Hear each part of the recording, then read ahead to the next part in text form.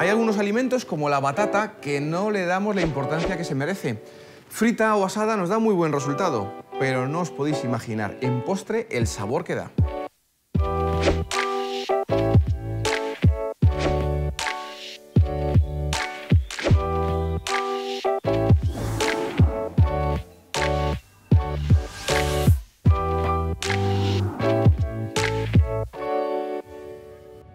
Lo primero que vamos a hacer es un caramelo. Para un caramelo tengo la sartén un poquito precalentada.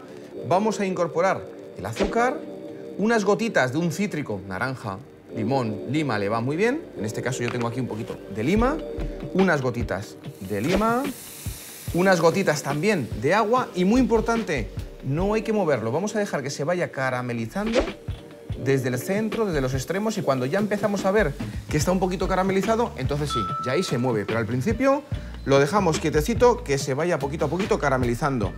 Mientras que se va haciendo ese caramelo, vamos a combinar batata y manzana.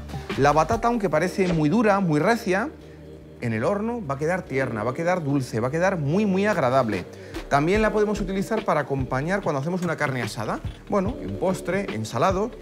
La manzana la voy a cortar en gajos más o menos del mismo tamaño aproximadamente, porque vamos a ir luego intercalando trocitos de batata y trocitos de manzana.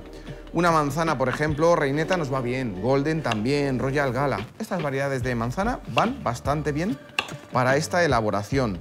Va a combinar muy bien la parte más harinosa de la propia manzana con ese toque dulzón que nos va a aportar la batata. Manzana, batata, tenemos la plancha de hojaldre y en cuanto que el caramelo esté en su punto, lo repartiremos en el molde e iré poniendo todas las frutas por encima.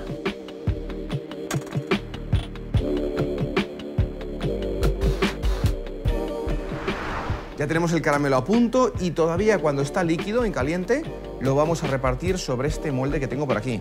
Vale, molde de silicona, un molde de metal, ningún problema, cerámico. Y justo antes de que se solidifique por completo, pues vamos a ir colocando las frutas para que se queden adheridas, en este caso, al caramelo.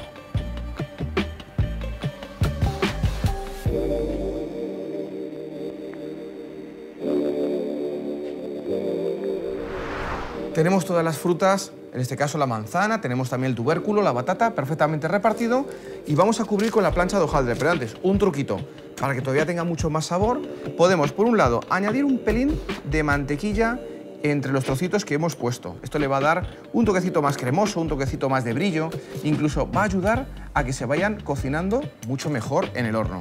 Y a continuación, para aportar un toquecito de aroma, canela. Tengo aquí canela. Ponemos un toquecito de canela por encima.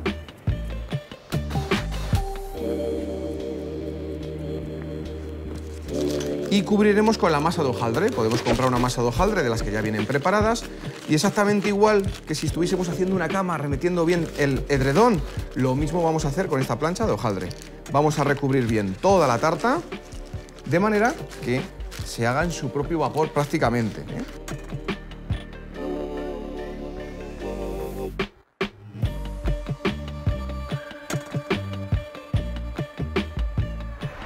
Pincharemos un poquito para que no se levante demasiado y los recortes de hojaldre que os sobren no se tira, aquí no se tira nada.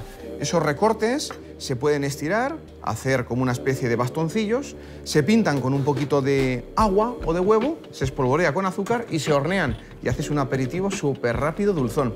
Horno 190 grados, calor arriba y abajo y lo vamos a tener unos 20 minutos. Vamos a dejarla que se vaya haciendo poco a poco.